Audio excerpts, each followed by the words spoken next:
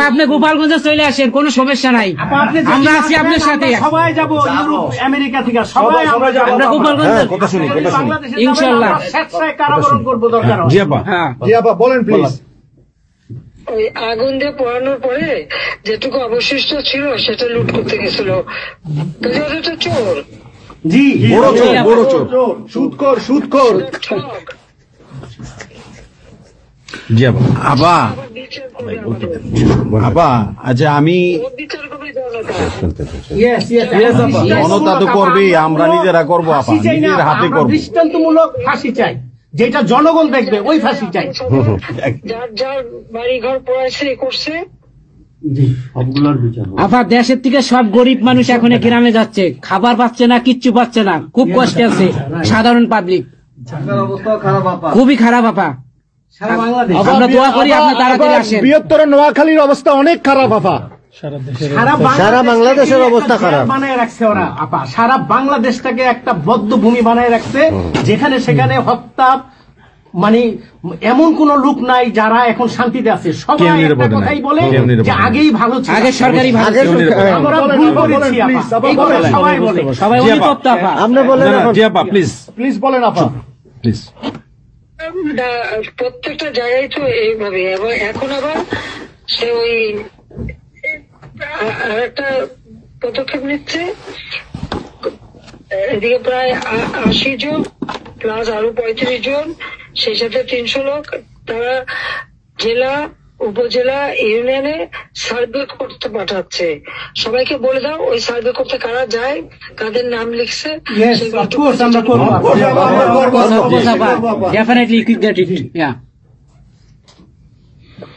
আমরা চাই আপা আপনি সুস্থ থাকেন, আপনি সুস্থ থাকলে বাংলাদেশ সুস্থ থাকবে, বাংলাদেশ ভালো থাকবে। আপনাকে আবার আমরা ফিরিয়ে এনে বাংলাদেশকে আবার এগিয়ে নিয়ে যাওয়ার জয়ের মালা পরাবো, আবার জয় বাংলা, জয় বঙ্গবন্ধু। জি আপা প্লিজ। তোমাদের যে দেশে আছো সেই দেশে ডেনমার্ক আমেরিকার সবাই এখানে আছি আপা, ডেনমার্ক আমেরিকার সবাই আছেন আপা। আপনি এখন আমাদের কিছু নির্দেশনা দেন, আমরা প্রবাসী থেকে কি করতে পারি, এবং বাংলাদেশে আমাদের যে ফ্যামিলি আছে, আত্মীয় স্বজন আছে, আমাদের যে বিভিন্ন দলের নেতৃবৃন্দরা আছে, আমরা কিন্তু অর্থনৈতিক থেকে বিভিন্ন ভাবে সহযোগিতা করতেছি, যার যেভাবে পারি আমরা। বাকিটা আপা আপনি নির্দেশনা দেন, আপনার নির্দেশনার মতো আমরা কাজ করবো বাংলাদেশে এবং প্রবাসে।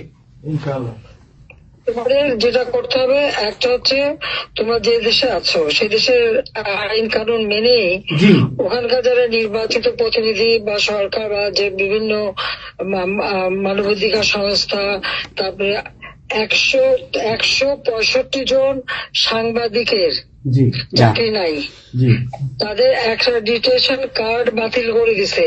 106 জন সাংবাদিকের বিরুদ্ধে হত্যা মামলা দিছে, এবং আমাদের কতজনকে গ্রেপ্তার করে জেলে ঢুকাইছে, মানবিত জীবন যাপন করছে।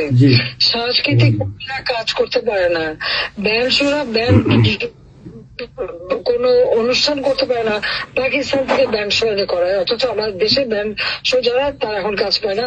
এরা আবার এদের সাথেই ছিল, তারাও লাল রং লাগাইছিল, এখন আর তাদের পাত্তা নাই, কাজ পায় না।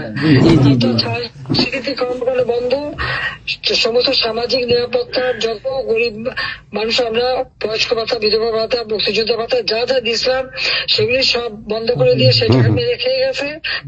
এমনকি মানে সারা দেশটাকে একটা লুটের রাজত্ব, খুনের রাজত্ব সৃষ্টি করছে। এই বিষয়টাই যে মানবাধিকার লঙ্ঘন, সাংবাদিকদের উপরে নির্যাতন, সাংবাদিকদের অত্যাচার করা, মহিলা সাংবাদিকদের যেভাবে অপমান করছে, এই বিষয়গুলি জনমত তোমাদের তৈরি করতে পারে আন্তর্জাতিক পর্যায়ে। ইউনুসের যে বিভৎস চেহারাটা, ওইটাই আজকে মানুষের কাছে স্পষ্ট হয়ে গেছে। একটা রাষ্ট্র চালাতে সে টোটালি ব্যর্থ। এই জিনিসগুলি কি আপা আমি একটা বলি, ইউনুস সাহেব রাখছে 4টা টোকাই রাখছে, সাথে 4টা টোকাই রাখছে।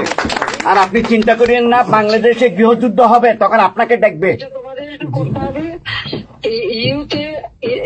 ইউরোপিয়ান ইউনিয়নে, যেখানে তোমার ওখানকার পার্লামেন্টে যেখানে আছো, সব জায়গায় এই জনমত তৈরি করতে হবে। সন্ত্রাসের রাষ্ট্রে পরিণত করছে এবং মানুষ খুন করছে, আজকে খুন করছে। আজকে তুমি জানো মতলবে আমাদের মোহাম্মদ হোসেন মায়ের বাড়িতে আগুন দিয়েছে। এইগুলি সে করে বেড়াচ্ছে এবং সমস্ত এই ইচ্ছা মতো। কাজে তোমরা এই বিষয়গুলি তোলো, আর আত্মীয় স্বজন বন্ধু বান্ধব পরিচিত জানাচ্ছে খুবই কষ্ট আছে, যাদেরকে সাহায্য করো। মামলা দিয়ে দিয়ে আমাদের নেতা কর্মীদের চরম হয়রানি করে যাচ্ছে, তাদেরকে সহযোগিতা করা, এই যে আইনজীবী ঠিক করা এবং আন্তর্জাতিক ভাবে কিভাবে মানে এদেরকে সব জনমত এবং সরকার যে অপকর্মগুলি করছে সেগুলি তুলে ধরা, এই কাজগুলি তোমাদের আমরা করবো। আবা একটা জিনিস একটু সন্দেহ লাগতেছে আপা, তাদের সাথে তোমরা থাকবা, কাজ করবা, আর দেশের ভিতরে মানুষকে যে এই সরকারকে না তাহলে দেশের মানুষের মুক্তি দেয়। হ্যাঁ আপা, আমি একটু একটা কথা বলতে চাই। একটা জিনিস একটু সন্দেহ লাগতেছে যে পাকিস্তান থেকে যে শিপের মধ্যে কতগুলি কন্টেনার আসলো, এইটা কেন এবং এত দ্রুত ওরা কিভাবে পাকিস্তানের সঙ্গে ব্যবসায়িক সম্পর্কটা গড়লো? কারণ এইটা তো কোনোদিন ছিল না বাংলাদেশে, 71-এর পরে এটা হয় নাই আপা।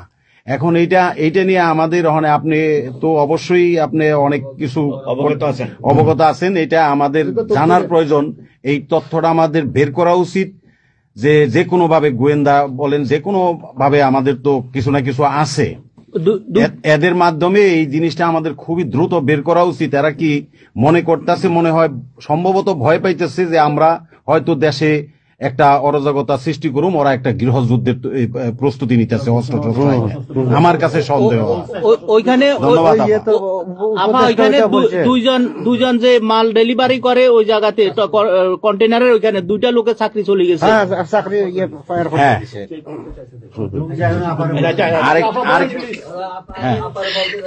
দেখতে চাইছে, স্ক্যান করতে চাইছে, দেয় নাই।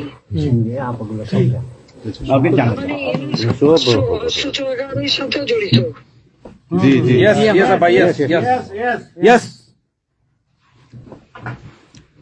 আপা এই দেশটাকে তো ওরা আবার সেই পাকিস্তানের পর্যায়ে নিয়ে গেছে, আমাদের এই দেশটাকে আবার উদ্ধার করতে হবে ইনশাল্লাহ। এজন্য আমাদের যা করতে হবে প্রবাসী এবং দেশে, আপা আমরা যারা বাহিরে আছি আপা, আমরা প্রয়োজনে দেশে গিয়ে আবার ওই মুক্তিযুদ্ধ আমরা দেখি নাই 71-এ, আমরা নতুন মুক্তিযুদ্ধে আমরা অংশ নিব আপা ইনশাল্লাহ। এই দেশকে আমাদের উদ্ধার করতেই হবে, এই দেশকে উদ্ধার করতেই হবে আপা আমাদের। একটা শুনি। জি আপা বলেন। আপা আমরা শেষ করবেন। আমরা ডেনমার্ক আওয়ামী লীগের পক্ষ থেকে এই জায়গায় আমরা যারা আছি, আমাদের বয়োজ্যেষ্ঠ নেতৃবৃন্দ আছে। হ্যাঁ, ডেনমার্ক আওয়ামী লীগের বয়োজ্যেষ্ঠ নেতৃবৃন্দ আমরা এখানে উপস্থিত আছি। আমরা আজকে প্রতিবাদ সভা ডেনমার্ক আওয়ামী লীগের এই ইউনুস সরকারের এই যে অগণতান্ত্রিক কাজ, এই সন্ত্রাসী ইউনুসের যে অগণতান্ত্রিক কাজ, তার বিরুদ্ধে আমরা মাফিয়ার বিরুদ্ধে আজকে প্রতিবাদ সভা হচ্ছে। সেই জায়গাতে আমাদের ডেনমার্ক আওয়ামী লীগের উপস্থিত আছে বাবু সুভাষ ঘোষ, আমাদের আপনি জেনে থাকবেন সবারই নামই, লিঙ্কন ভাই, লিঙ্কন মোল্লা, খোকন মজুমদার, আমাদের নঈম বাবু, আমাদের স্বামী দাস, আমাদের অবশ্যই মোহাম্মদ শহীদ, আমাদের মাহবুর রহমান, এখানে লিমন, তারপরে আমাদের সাব্বির, তারপরে উপস্থিত আছেন আমাদের শামীম খালাসি, বোরানুদ্দিন, আমাদের মাসুদ চৌধুরী, স্বামী দাস, হিল্লোল বড়ুয়া, লিমন, অনেক নেতাকর্মী দাদা আপা, অনেক নেতাকর্মী উপস্থিত আছে। আমরা আপনার জন্য আজকে দোয়া করব, দুহাত তুলে আপনার দীর্ঘায়িত কামনা করছি। আগামীতে আপনাকে সুস্থ থাকতে হবে, আপনার মাধ্যমেই বাংলাদেশকে আমরা ঘুরে দাঁড়াবে। যেমনি ভাবে আমরা 1981 সালে আপনি সেই বাংলাদেশের হাল ধরেছিলেন, বাংলাদেশের মানুষের গণতন্ত্র, বাংলাদেশের মানুষের মুখে হাসি ফুটায় নিয়ে আসছিলেন, আপনার মাধ্যমে আমরা ইনশাল্লাহ ওই দিনে আগামীতে ফিরে আনবো।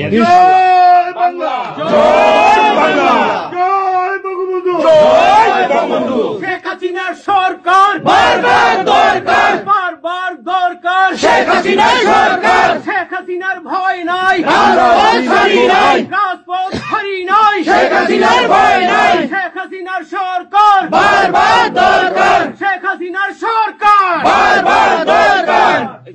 আপা আপনি একটা কি করে শুনুন, বলুন বলেন প্লিজ বলেন। আপনি তো বিজি এমনিও। জি হ্যাঁ আপা, আরেকটা জিনিস আমি জিজ্ঞেস করি আপনাকে, এত বড় একটা ঘটনা আপা আমাদের উপর ঘটে গেল, আপা আমার আমাদের গোয়েন্দারা কি করছে আপা? এই প্রশ্নের অ্যান্সার আবার দিয়েন না। আমাদের সাংগঠনিক অ্যান্সার যেটা হয়েছে, আমরা যেহেতু রেকর্ড করেছি এই অনুষ্ঠানটা, সেই এই পর্যন্তই থাক, আমাদের মনে বলে ভালো। এই পর্যন্ত আমরা শেষ করছি। আপনাকে আবার ধন্যবাদ, আপনার জন্য দোয়া করছি, আপনার দীর্ঘায়িত কামনা করছি। আপা আপনি শেষ করুন, সাংগঠনিক নির্দেশনা দেন, আপনি শেষ করুন আপা, তারপরে আমরা শেষ। জি আপা, আমরা শেষ করছি। হ্যাঁ, রেকর্ডিং বন্ধ। ধন্যবাদ। রেকর্ডিং বন্ধ করুন, সব রেকর্ডিং বন্ধ করুন, সবাই রেকর্ডিং বন্ধ করুন, সবাই বন্ধ করুন, সবাই বন্ধ করুন। হ্যাঁ, এই রেকর্ডিং বন্ধ করুন, রেকর্ডিং বন্ধ করুন, রেকর্ডিং বন্ধ করেন, রেকর্ডিং বন্ধ করেন, এই রেকর্ডিং করবেন।